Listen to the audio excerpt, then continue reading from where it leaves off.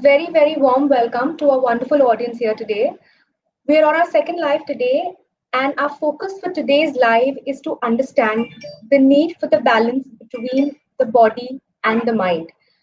So, we're waiting for somebody special who's going to join us today, and I think we're going to start in the next 20 seconds. So, we just wait for that and we'll just do like a sound check. I hope you all can hear me.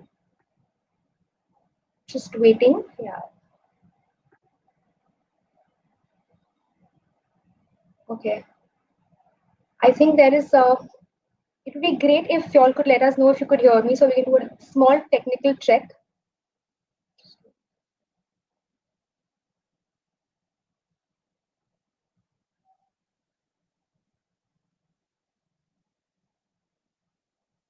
Just a second. I'm just checking with everybody. All right.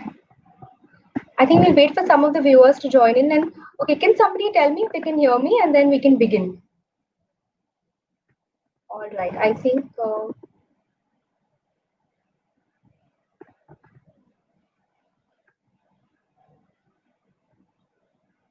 Yes. All right. So let's begin. As I said, a very warm welcome to all of you all. And I think we're going to have a lot of fun in today's live because the whole live is about talking about parents and children and finding the mental and physical balance between them. And who better to answer this question today?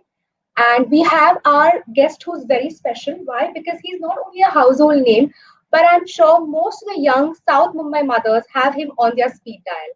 So I'm going to add him, and he's none other than Dr. Nihar Parikh. So we have the Dr. Nihar Parikh with us. Thank you, Krupa, for letting us know. Hi, doctor. Yes, I can hear you now. Yes. You can. I don't. Okay. So we can't connect through the headphones. Okay. I can actually. Like, there's 1 second. Can we reconnect because I can't hear? Can you hear me clearly?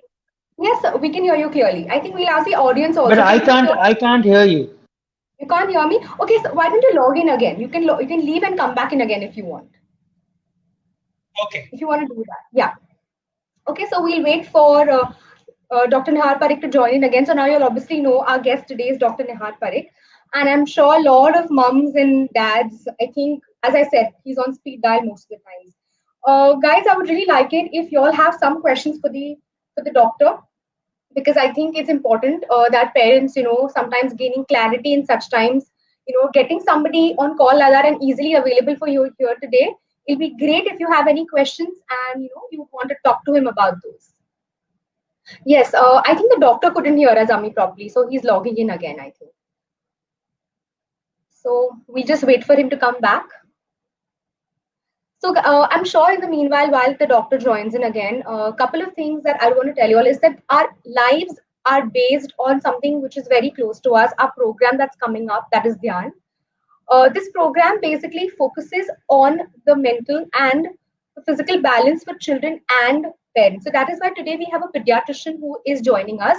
Krupa, where is he from? He is from South Bombay. And he has his own organization called Cheers, and I think he's doing some fabulous work. Yes, I think, Krupa, yes, all your questions, I am taking note of how to keep our kids safe from COVID. Yes, I think that question is going to come a lot, I think, from a lot of parents, I think. So I'm just going to wait for him to join in again. Yeah, I think Dr. Nihar Parikh is right here. I'm just going to add him to the stream. I can hear you now clearly. Hear me now? Can you hear me now? Yeah. This is better, much better. Much better. Hi, how is everything? Yeah. I'm good. How are you? And welcome. I think the questions have already started coming in. I said we'll wait towards the end to get your questions. Thank you so much for being with us today. And at such a short notice, you just kind of agreed and you're here with us. Thanks a lot. And No I was telling them that you are one doctor who's on speed dial for most mothers. Is that true? Are you on the speed dial for all of them? Yeah, I get phone dialed and mistake dialed a lot. So I guess I am on everyone's speed dial. So what happens is when it comes to your kid, everyone, I mean, rightly so, it's always an emergency. Availability is the key. So you need to be available. We try, and I have the advantage of my father being with me. So there's a lot of workload that gets distributed very well. And we both enjoy socializing, talking to people. Our patients are our best friends. So we enjoy spending time at the clinic. We enjoy seeing those lovely kids. And we have an opportunity to actually help out those parents who are in such a state where they need us the most. They're most vulnerable. Absolutely. And I Yeah, think the yeah, support when you get initially, like, okay, I'm going to tell you a secret. It's not a secret, but Dr. Pankaj Parikh, he was my pediatrician. All right. yeah. And my mom, like, when I told her that I'm going to be talking to you, she was so excited, She was like, can I be a part of the live? I said, you can't be a part of the live. You can watch the live and you can connect with us. But yeah, she's always Sure. praised. She's always said things Yeah. like that. She's always been there, always available. And So sense of my dad set the benchmark very high for me. So I had I to kind of match that at least. So absolutely.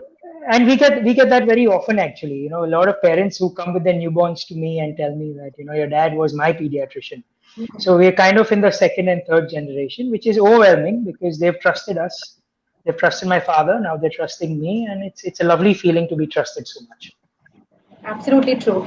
So that brings me to a question that what is your childcare philosophy?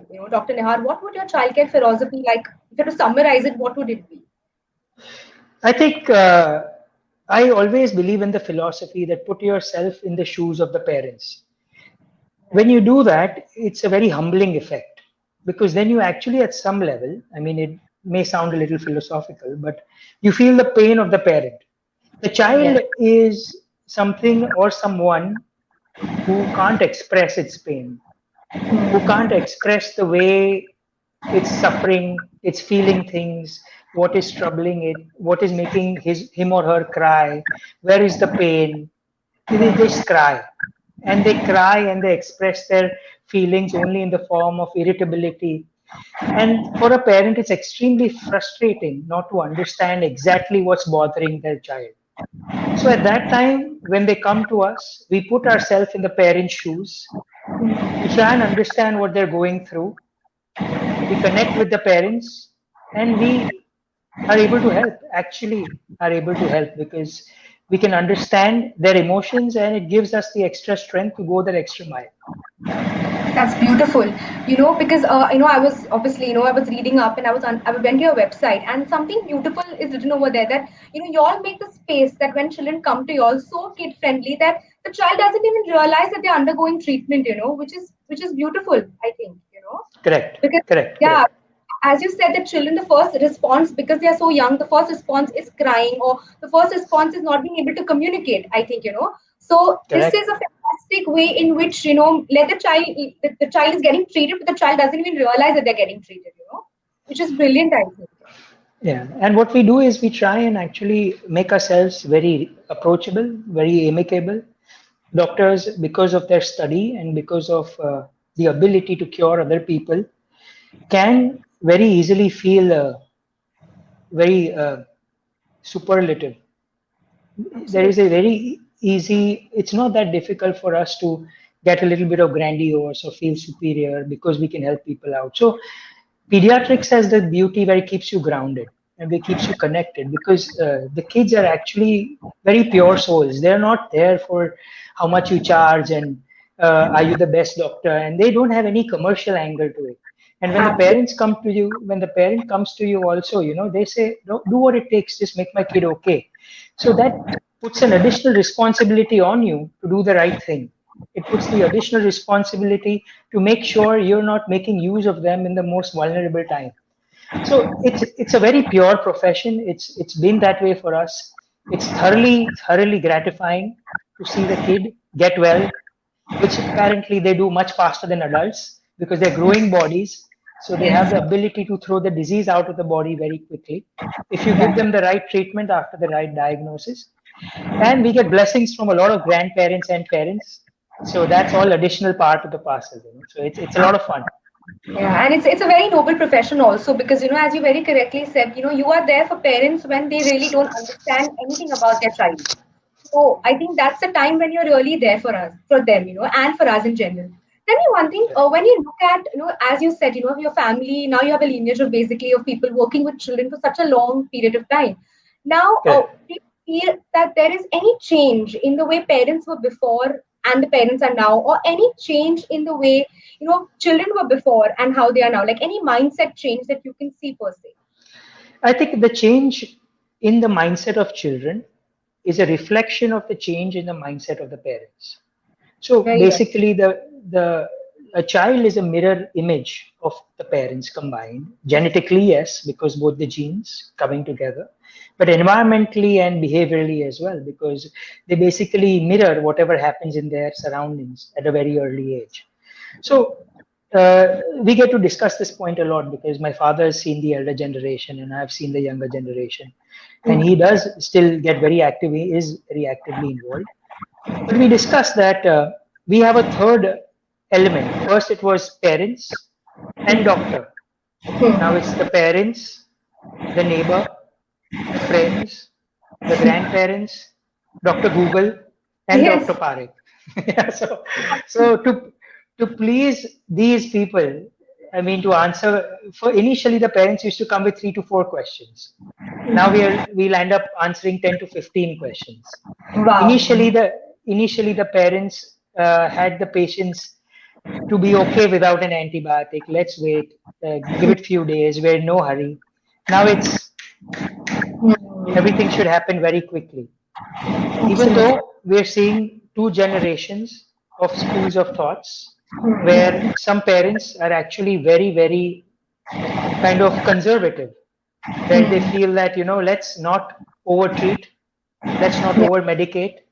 So we have another generation of parents who say, doc, it's okay, just find out what's going on. I want to know what's going on.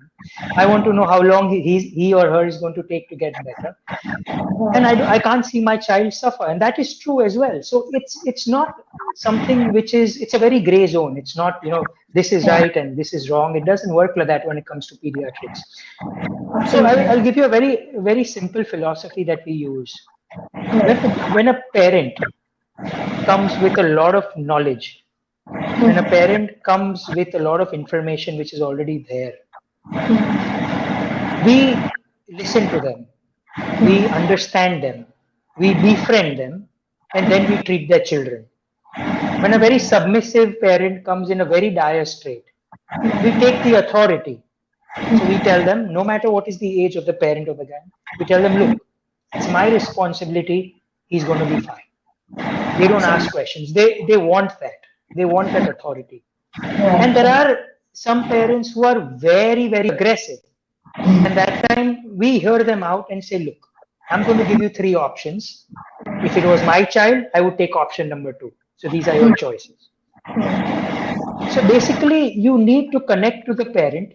You need to connect to their mindset. You need to win that trust, because if the parent doesn't trust you, the same medication takes 10 days more. If the parent trusts you, the same medication can make that child okay in 2 days. And this is not just out of philosophy. This is out of pure experience. True. Yes. So that's what it is. You need to connect and understand the mindset of the parents. Every household is different. Every parent comes from a different situation. I mean, you can never belittle a situation. You can never overplay the situation. You just need to understand what their mindset is and pick their mindset, befriend them, win over their trust, and then treating the child is actually the easier part. Always, it's always the easier part. So Dr. Nihal, I'll just like to tell you something about myself. I am a psychologist myself, and our organization ISA works very closely with parents and children. So a lot of parents come with issues, and that is the reason we thought that this is an ongoing process, and our program Dhyan is also working very closely with children and parents. But as you very correctly said, that the parents are, I won't say they are as you said, children are the reflection of the parent. Everything that starts with parents gets passed on to the children in the form of genetics, maybe, or in the form of behavioral patterns. So I think there's a strong reason why we are emphasizing the role of parents. When parents come to us with problems, the first thing we ask them is that what is your behavior, or what is your routine with your child, because it's just going to be that. Yes, it's always easier to work with children than with parents, because children, as you said, they are the easiest compared to the parents because the real work happens with the parents, I think. Correct. And I do believe that even the parents actually are, it's not easy being a parent in today's day and age, because the amount of stress it takes, and I don't want to belittle the financial bit as well. It's an expensive thing to have a child and give it the best and give her the best and give him the best of everything possible. It's not easy. Plus the stresses of day-to-day living, plus your life turns 180 degrees when you have a child, and no matter how much you've read or you're prepared, it's never enough. Never. So it's more of an accommodation or adaptation made as parents as well. Parenthood also is a learning process. So parenthood technically starts with the birth of your child. So as the child is growing, so are the parents, because they've never been parents before. So you have to be understanding towards the parents as well, where they're coming from and what is their environment. So it's very, very important to connect, to realize, to empathize with the parents as well. Yes. I completely agree. Yes, not taking it away from the parents. And I think the way you're putting it forward, I think the program that you're coming up with, I think you'll be able to conduct some sessions there also, I think, because you're understanding the entire theme so well, because as you very correctly said that, there are times when parents, as you said, they learn only while the child is growing up. There is no other training that a parent can actually have, before the child comes into the picture.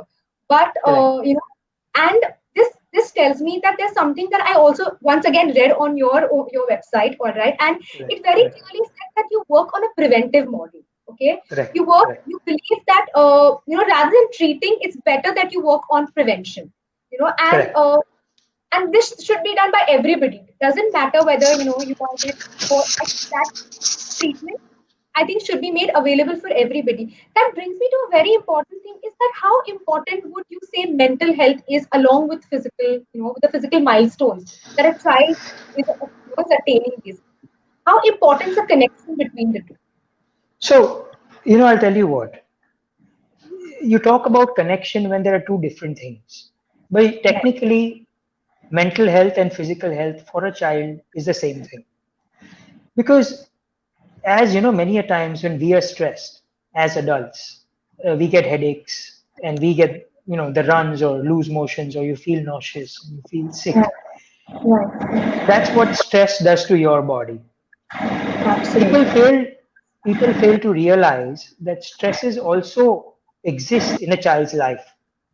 Stress is in the form of the parent trying to discipline the child against his regular schedule, parents trying to expose, or the right word would be overexpose his or her child when the time is not right, just out of peer pressure that all my friends' kids are doing it.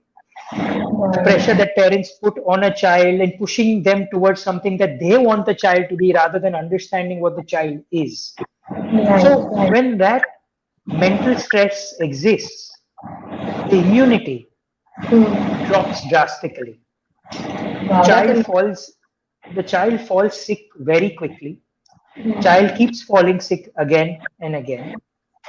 Refuses to eat, because there's a very classical example I give, for most of my parents on this note.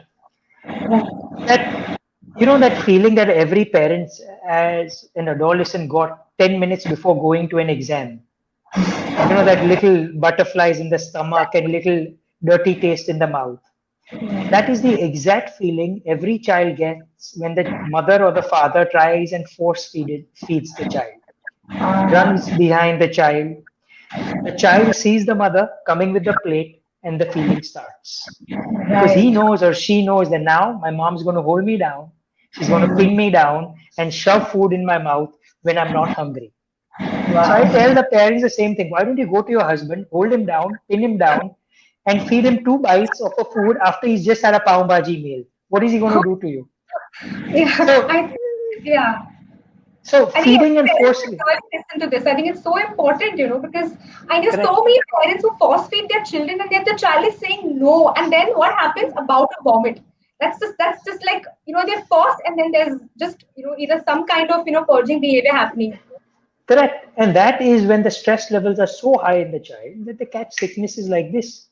They can't digest that food because it's against their will. It doesn't go down. It causes malnutrition. It causes absence of micronutrients, which are important to raise the immunity of the child. It causes constipation because the parent does what it takes to feed the child. If they don't like the regular food, the healthy thing, they give options. They give the non-healthy things. Okay, you know what? For my satisfaction, my child ate. He didn't have a roti, but he had 4 biscuits. Not correct. He didn't have the rice and dal. But you know what? He had 2 slices of bread and a glass of milk, and I'm thrilled. No, that's wrong. Yeah. That's what kills the immunity. So I feel that both go extremely close, hand in glove. And in kids, we always talk about the global development rather than the physical milestones, the mental milestones, the emotional milestones as different categories. It should be taken as a global milestone. So what I insist is when every pediatrician is visited by a parent and their child, it should not only be for sickness. They should take once in 6 months a little time out, go with a list of questions to the pediatrician.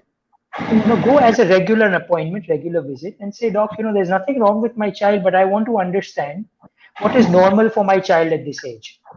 Should he or she be eating this much? Am I using the right feeding pattern? Am I respecting my child's growth? Is my child growing normally? So what we do is we follow protocols, which are called the well child protocols, where is a checklist of 20 questions as per the age which we ask the parent, age specific questions, which is a category, few questions about the emotional development, few questions about the physical development, few questions about the behavioral development, and few tips given to the parent. Can look at this age, this is normal. For the next 3 months, this is going to happen. So be mentally ready. Don't panic. And don't try and mold the child as per your requirements and needs, but understand the child's needs and mold yourself according to your child's requirements. Absolutely true. And as you very correctly said that, when the parents panic, okay, that panic definitely gets passed on to the children. You can see a child whose parent is very, like, this is a common observation we make. We see children sometimes who are very hyper, or sometimes who are very, very stressed out, or for whatever reason they can't sit straight. It is normally a reflection of a parent who is also feeling like that. It's not once, but this has been observed in my experience a number of times. When the milestones, as you very said, the global milestones, if you're looking at, basically, when they are in place, I think when you're looking at the whole picture, like a holistic development, I think that's where we can look at having a healthy child mentally and physically. And as you said, it's one and the same thing. The one can't do without the other, literally. Correct. Yes. And the definition of the health of the child is also very important to understand for every parent. It's not what it's on the scale.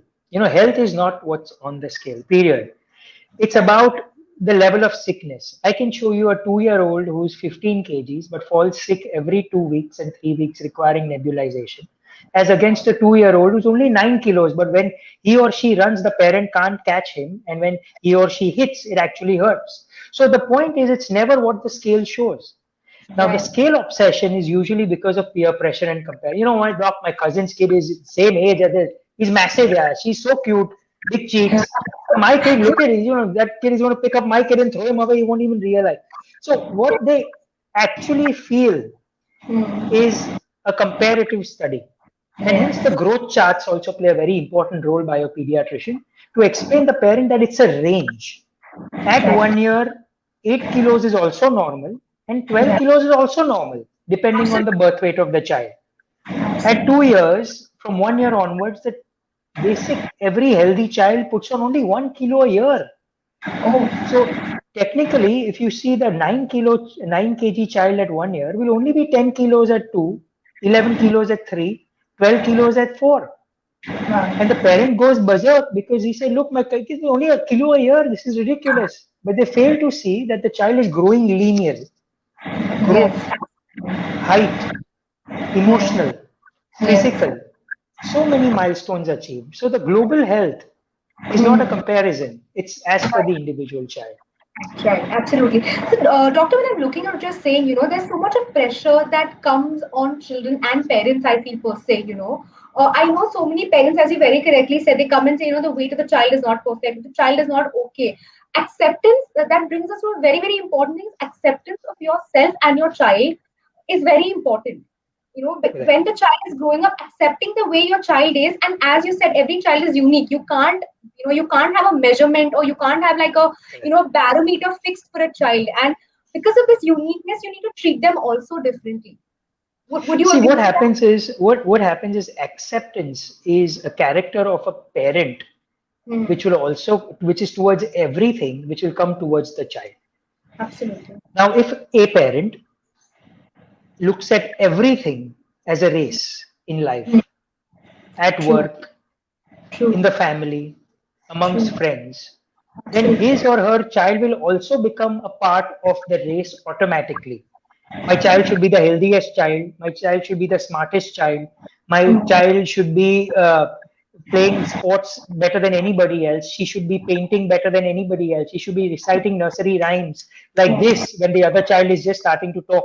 So it's the nature of the parent that reflects on the nature of the child. So if the parent is open to accepting who they are, along Right. with putting enough kind of motivation to do better, but being Right. very happy with what they are, they will Yes. also be happy with what their child is as long as the child is healthy. Yes. So Absolutely. acceptance is a very individual thing, and I think again, like we discussed in the first point, it's a reflection of the parent's mindset which is shown on the child. If the parent is accepting towards a lot of other things and Right. takes it in an optimistic purview, even Hmm. towards their child, they will enjoy their child Right. at whatever age, whatever her weight will be. And we are talking about normal children here. Hmm. Hmm. I Hmm. mean, if things are not good and your child suffers from a chronic disease or some mental disorder, that requires a whole new level of acceptance. So, Absolutely. parents of healthy children keep forgetting how Hmm. lucky they are.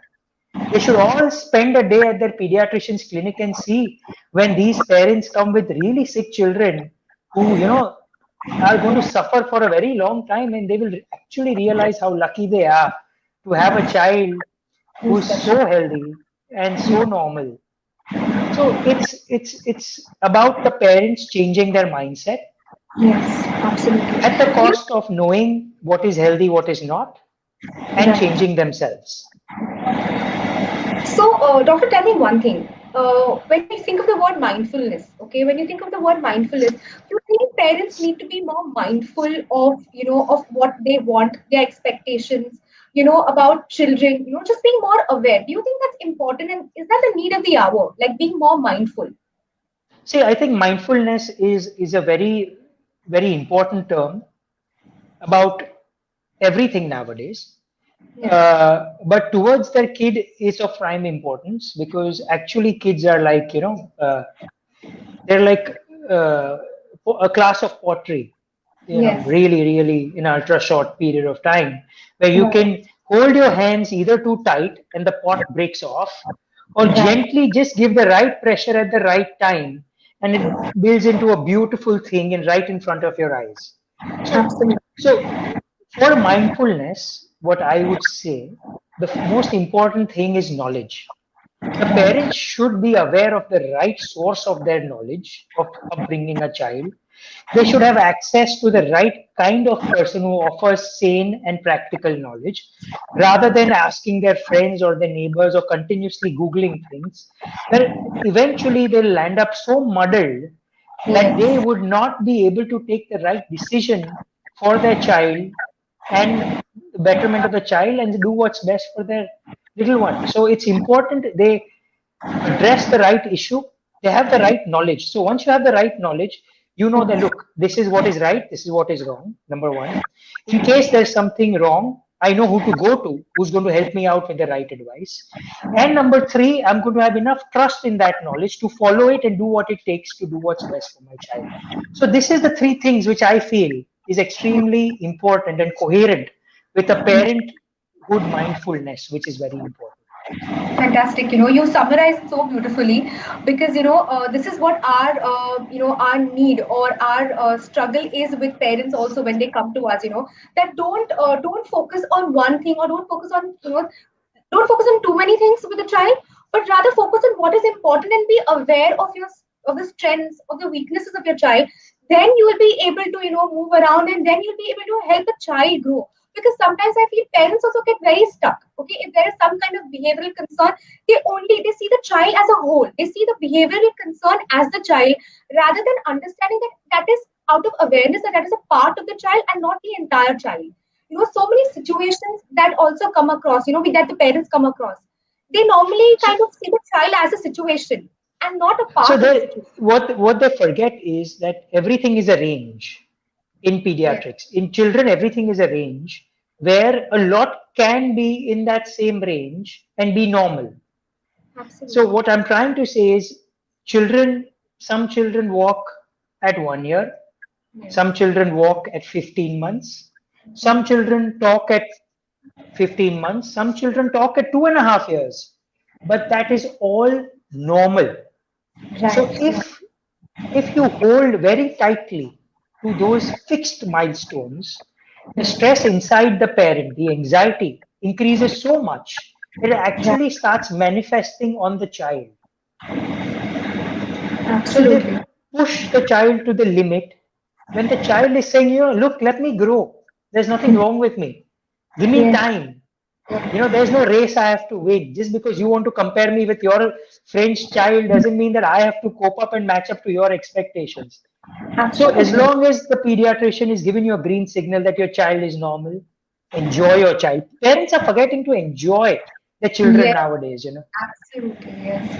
It's So such true. an amazing thing. Yeah, it's such an amazing journey. Like you're never, like I keep telling my parents, you're never going to be with your child at the same age ever again. Your child is growing every day, and so are you. So it's never going to come back.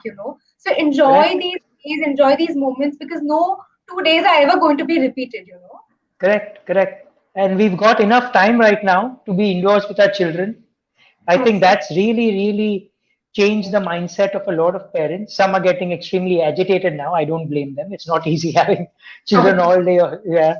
And some are also, I mean, it's a mix of finding that quality time with your child Yes. and, Yes. that bonding which is now formed so strong, Yes. basically out of a compulsion, but it's worked out very well for a lot of parents to see their child grow in front of their own eyes. Yes, yes, I completely agree. Honestly, something I have observed in this pandemic is that parents, before that would have a lot of concerns behaviorally with the child. I see a lot of behavioral concerns have come down because the parents are spending a lot of time with the child. At the same time, children are not complaining. I think I don't see Correct. too children complaining. I can see parents, yes, Correct. as they get tired, they may get a little agitated, but children are not complaining. I don't see any Correct. kid coming telling me that, yeah, of course they're missing school, they're missing this, but they're also liking and loving the attention that the parents are Correct. giving right now, So to them. I always used to say that before the COVID, it was like a regular match or a simple 2020 match. And no, I mean, during the COVID, it's become like a 2020 match. But before the COVID, it was like just a super over. When the parent comes back from work and in exactly 1 hour before the kid goes to sleep, the father and the mother want to do this with the child, that with the child, and everything is just bang, bang, bang, bang.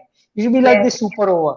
Now, COVID has abs- given the time to every parent to play an entire match with the child. See the ups, see the downs, negotiate, have fun, see those finer nuances. See, when the child is sleeping, suddenly he'll smile, and those are those small pleasures that the parents are getting now, that they've yes, never got before. So it's I it's been phenomenal. It's been a phenomenal time for parenthood right now. I would yes, really yeah. It's a very positive way of putting. I'm sure some of the parents yeah, definitely agree with you, and so do I, because I think this kind of undivided attention a child has not received, not only from the parents, but if you have grandparents living with you, okay, if you have people, an extended family, I think I have a nephew, I have two nephews, okay, I don't, correct, and I'm working too for long hours in the day, but I get to see them so much more, and I think my bonding and my connection with them has also improved. And that's correct, exactly, I'm going to draw back to our program. That's exactly what our program wants to tell parents, is that if your bond, okay, is strong enough, if your communication with your child is strong enough, believe me, even if things are not, if you're communicating something which is not nice, or if you're communicating something which is behaviorally strict, or you feel a child might find it difficult to understand, but if you have this bridge built, okay, and you know that whatever you're saying is for the best interest of your child, the child will not take it so badly. So correct, absolutely. Yes, so our program Dhyan is focusing on building these skills with the parents, at the same time supporting children, understand that, whatever your parents are saying is not only for because they want it like that, but it is because it's best for both of them to be like that. Correct. No, So I just want to re-emphasize that it's equally important, like Dhyan is doing, to kind of handle the parents because parenthood is not easy. And I would compliment every parent right now. It's a very simple and easy way not to have a child. I mean, it's fine. I mean, you can live your life, but if you've made that decision to have a child, it's yes, not going to be easy. Trust absolutely. me, you're going to reap the awards later. You're going to reap the benefits later, having an amazing person grow in front of you. I mean, it's no better feeling on earth, but you Absolutely. have to put in the effort, and it's not easy. It's So not easy. Dhyan is there. Dhyan is there for the parents. Use the Yes. right help. Be open to help because there are a lot of times parents are shut to help. That what is parenthood? I mean, my grandfather has done it. My grandmother has done it. My mother has done it. My father is not a big. That was another generation. That was a Absolutely. generation when from birth to 5 as a child got only 2 shots. Now from birth to 2 years a child is getting 15 shots. There was a generation when there were Yes. 4 cars on the road. Now there are 400 cars on the road. There was a generation where there are known only 4 diseases existing in children and now there are 400 with new ones we don't even know the names of. It was a different generation. So as a parent, you can't use the same parenting skills that they use and nor are there any actual literature to help you out. So if there is a person out there or an organization out there wanting to hold your hand and get you through that, use it because it's Thank not easy. My empathies are with the parents, but there is this interest and optimism in them that I want to do the best for their child. I want to do the best for my daughter or my son. So go ahead and do it. If you can't do it on your own, don't feel shy to use help. Absolutely. Yes, that is so well put. I'm telling you honestly, I mean, I hope parents are listening to this. And I think you said it so correctly that the generation is so different. Like you can't use the same techniques, same tools that maybe years back people were using. Take the help. Approach professionals if you think it's important. And I think it's always good to take care of yourself first. Okay. Like as they say, Correct. even on airplanes, they say put on your oxygen mask first. Okay, then go Correct. on and put on, your child or any elderly person. Because I think if you're not going to be breathing, calmness and some kind of peace into your lives, believe me, the lives of others around you are going to be worse. Or not even, basically sometimes it's important to look after yourself, and that's exactly what we want parents to do, to look You after know, their mind. it's so important that you said that. Today only we had actually a mother with a newborn, Oh, and she had just started to feed, and the feeding was actually getting to her where she was very upset because she could not get enough milk and wanted to yes. actually was recommended top milk, but was in a kind of a guilt trip that why can't I just exclusively breastfeed my child and why do I have to? So it was very important for us to explain her that the mindset and the convenience of the mother is as important as the health of a newborn child. Because if Absolutely. the mother is not happy in being a mother, the little bit of milk that she's getting also will stop. If the mother starts enjoying her child, the milk Yes. will flow even 5 times more. But So for true. that, but for that, she needs to keep herself happy, sleep more, watch shows that make her laugh, see funny movies, get that good hormone pumping in her, and you see the difference. It just physiologically the milk increases. And this has been proved over and over again. So the Absolutely. happiness of a parent is the most important thing to make the child happy. If the parent is not happy, no matter what help she takes or he takes, that kid is never going to be getting the best of his or her parents. That is so. I think you have really today. I'm just so happy I'm having this conversation because you are absolutely resonating with what we feel. A happy parent Correct. will always have a happy child. This is what we feel, right? Even if the child is Correct. not happy, the parent will find a way to make the child happy because they know the importance of happiness. You know how So true. important how important it is, and and at the end of the day, what do you want? What do we all want from life? When we come back home, when after a long day of work or if we're just having things, what is it that every family wants? I think happiness is what we all Correct. want. Correct. So I think that was beautifully explained. And I'm really telling you, did you have any idea about a program? I've been asking my, all the guests we've been coming for the live because you're resonating with it so beautifully. We're so glad that we've had you here today. I would like it if the audience has any questions for you because I've got a lot of lovely comments. I don't know, sir, if you can read it. Can you read the comments too? No, I can't. No, So I'm going to tell you a few comments. So we have Fazana Dohadwala who's saying, excellent doctor. I think, you are seeing her grandson, I think. Correct. Lovely parents. Yes, Yeah, lovely lovely parents. grandparents. They are lovely. God bless you. I think, even Vishal Shah, he's saying that, great input, doctor. So much has changed from our grandparents' generation to ours. And then there's Ami who's saying very well explained. There's Alpa who's saying, so true, happiness is the most important thing. I'm going to wait if the audience has any questions for you. There was one question right at the beginning that the audience had for you. Is that how to keep our kids safe from COVID? Now, I would like you to take this forward. So we've see, you have to understand is 2, 3 things, and I'm going to, and this talk can go on for 15 minutes, but I'm going to kind of wrap it into less than a minute.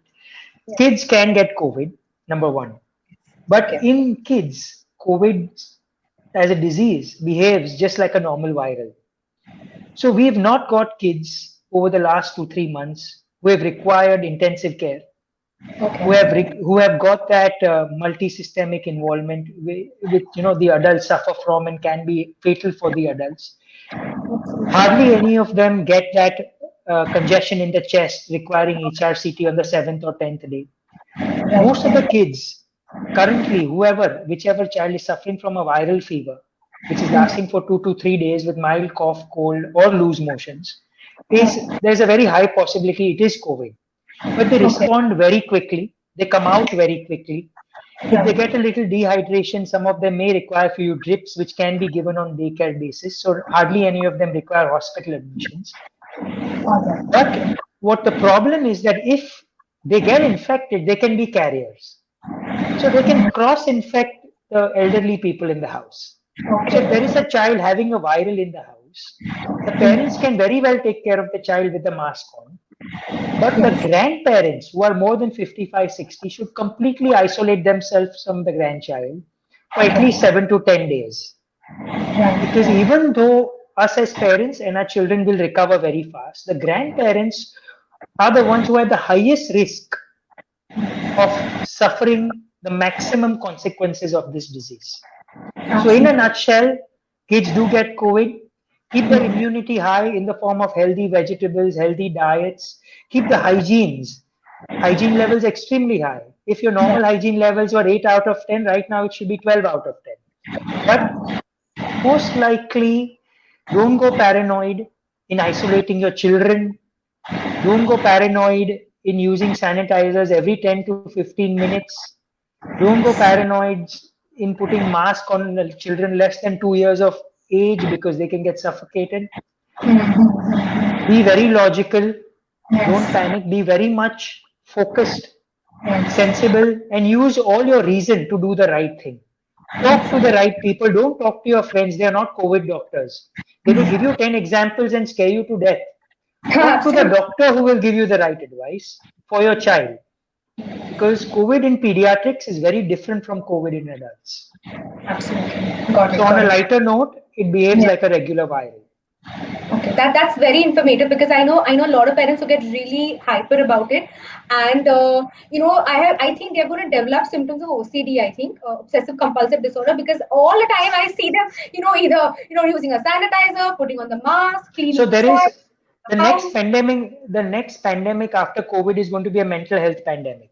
I'm telling you, I'm ready with it. Like that's why we're right now. Like this is what's going to happen. That's why even if you see, we started doing a lot of work. Like a lot of workshops just to calm people down because we realize people are just getting very worked up. But you know what? You can't blame them because of the media taking it, kind of taking it to a whole new level, and the uncertainty of the first 3 months. Nobody knew what it could cause. Nobody knew what the treatment was. Still, people don't know how it's to be treated properly.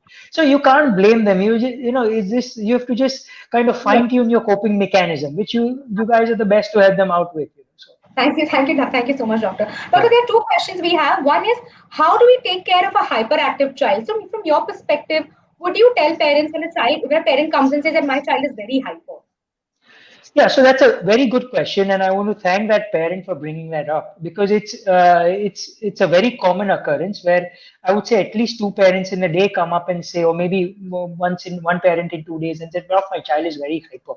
So there is hyperness can be physiological, means your child is a child with a lot of energy, Right. or it can be the beginning of something called an ADHD or an autism spectrum disorder or an ADD, where it's basically a medical condition where there is a particular catecholamine which is deficient in the brain, which prevents them from concentrating or sitting down at one place. But there is a big difference between the two. A physiological hyper child, it can be because of genetic hyperness, where the father or mother is very hyper. It can be because the child is not able to channelize all its energy in the right direction. That means there's less of physical activity and burning of calories, so that the child is mentally trying to cope up with it and going very hyper. And third is the actual disease, in which actually a child of ADD or ADHD, the minute the child walks into our clinic, we know that this is ADHD or ADD, because they'll be all around the place right in front of us. It's like a toy which is unwound and left in the open. Now that's an ADD child. So before you get all hyper about hyperness, you should realize the fact that physiological hyperness is the most common existing hyperness in children. Physiological meaning normal. All you need to do is help that child expand or kind of spend that energy in the right direction, number one, and reduce the sugar content and color content of the food the child consumes, because that itself can make the child very, very hyper. Yes, that's very true. And I think the parents should make note of that, the sugar and color content in food. Yes, I think food plays such an important role for even, generating being hyper or even having thoughts. Your thoughts are also, a lot of your thoughts we feel are connected to the food that you're consuming. So they say, Correct, you are correct. what you eat at the end of the day. Right. So when Absolutely. your child also junk food, think twice. Where is it going and how is it going to, how is it going to come out? In what ways is it going to come out? So, Correct. Absolutely. Absolutely. yes, that is something which is very right. Okay, there's one more question. If the parents is COVID positive, okay, can we keep kids away from them? I mean, So sorry, yeah. So that can we keep kids with them? Is it okay if kids stay with the parents who are yeah. COVID positive? So there is, now this is there are certain recommendations by global recommendations by, the Center for CDC and stuff like that. But what it says is basically when a parent gets COVID, the child, if it's a newborn child, if it's a child which absolutely needs the parent physically, then the parent, depending on the severity of his or her symptoms, can keep the child with her with a mask, wearing gloves, making sure that the parent is not sick enough in the form of cough, cold, where it can directly infect the child. Continue breastfeeding, that is fine. If the child is a little older, it can be taken care of by the healthier parent, and that parent needs to isolate his or herself. If both the parents get COVID positive, then what we say is shift the child to another house, but make sure that house doesn't have any elderly people, because if that house has an elderly person and the child is a carrier already, that elderly person can get infected and suffer more severe symptoms. So like I said, to give a blanket rule for such a situation is very difficult. Right. Every family should speak to their either pediatrician or to the family physician, and he will give the right advice for that family to how has to keep their child safest from that infected or affected parent in that household. Absolutely. Yeah, I think as you said that there is no blanket rule. I think it depends on the situation. But I think whatever tips you've given, the advice that you've given is so accurate and so precise. So I think, somewhere you can always fit it in wherever it's fitting your scene, wherever it's fitting your situation. Correct. You can definitely, I think these are very, very nice and important tips. I think if parents are listening, they should kind of, keep them in in their bank of the things that they need to do, because all of them are so worked up right now. I know so many families like what we do next when it happens. So before it actually Correct. occurs, they have actually made preparations for things. What can So, it's not a bad idea to Very good idea. actually Yes. put down things on paper and Yes. say that what will I do if I get COVID? Who will take Absolutely. care of my child? Where will my child go? What is the first option? What is the second option? Or what is the third option? And talk to them and keep them mentally prepared. It's again a preventive measure, so at that Correct? time you're not mentally struggling. Physically, obviously, you might be struggling, but mentally you're Correct. much more prepared to get into the Correct. situation, knowing there's a structure behind and knowing that your child is going Correct. to be taken care of. Because I think the greatest worry more than COVID for a parent is what is going to happen to my child. Correct. That is the greatest Absolutely. concern. But again, just to lighten them up and make them happier, kids are okay with COVID. Yeah. They're going to be That, fine. yeah, They I are the think that least, yeah. they're They're the touch wood, least. Touch wood, Yeah, yeah, touch yeah. wood. Really, that's really a relief. I think it's Correct. adults, senior adults who really need to worry about their health, but children right now they seem to be in a safe zone. So Correct. Correct. we hope that it continues like that. Okay, I'm one sure last it will. I'm sure. yes, Yeah. one last question, and I think Yeah. they can reach out to you. You can you can give them. I can give them your number, or I can give them your Sure. website details, and they can reach Sure. out to you. Sure. Sure. Oh, so Sure. No problem. one question Alpa has is that we spoke about mindfulness. So is there Hmm. a right age for a child to start being mindful, or for parents to start being mindful about children? Like I think I know you've already explained it, but would you want to add anything to that? So I think you know what people don't realize that as soon as the kid is born, the right approach to their child should start from day one. Absolutely.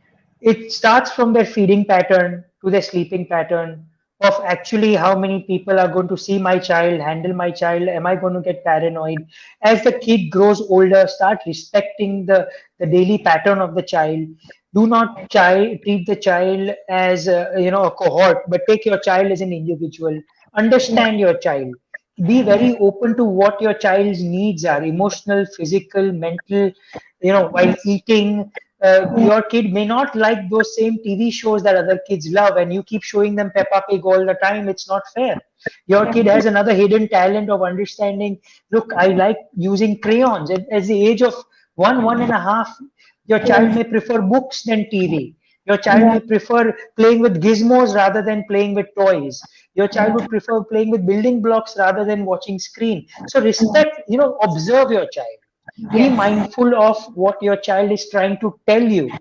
physically, emotionally, not with words, but with his or her actions. So if you open up your mind to your child from the day the child is born, you will learn much more than what your child will learn from you. Brilliant. I think you've beautifully put it. I think, and there is no better way to conclude the session where you said that be mindful of your child, what your child requires, and how your child wants to be. I think that Correct, correct, that completely summarizes what we wanted our parents to understand today. That your child is unique, and please be aware. Attend to your child as your child and not comparing it to other people's children, or not comparing it to milestones that you have set in your own mind for the child. Like I know correct. some parents are okay, my child will do this at a particular age, or he should know so much by this age. So I think you've summarized it beautifully. I think Correct. Doctor, one last thing, a small message that you have for our audience about our upcoming program. What do you feel, and why should a parent think about it? I feel I really empathize with all the parents. I think they need to be handheld a little. They're going through a tremendous amount of stress. Parenting is not easy, especially in these times, cooped up in under one roof, where the kids have no way to spend their energy. They can't step out. They're bouncing around between walls in the houses, throwing things, demanding things they've never demanded before, having sleepless nights. Their schedules are off. So this is the toughest time for parenting right now. And this is the right time to go to somebody who has its expertise in this particular subject and this situation. Open up yourself to them, take the good message from them, kind of execute it on your child, execute it on yourself before you execute it on your child, and you will see that this COVID from a bad time will turn into a time which you'll actually miss when it gets over. So I think this is the right time to have someone hold your hand and help you out. Yes, I think. Thank you. I think you've just you put it up very well. I hope your parents have heard this. And at the same time, Doctor, today our session was so much about what you've told us and how you have brought about the need for balance between the mind and the body so beautifully. And as you said, the first statement that you said that they are not different. They have to be Correct. together. They're just one. Correct. You can't look at them Correct. differently.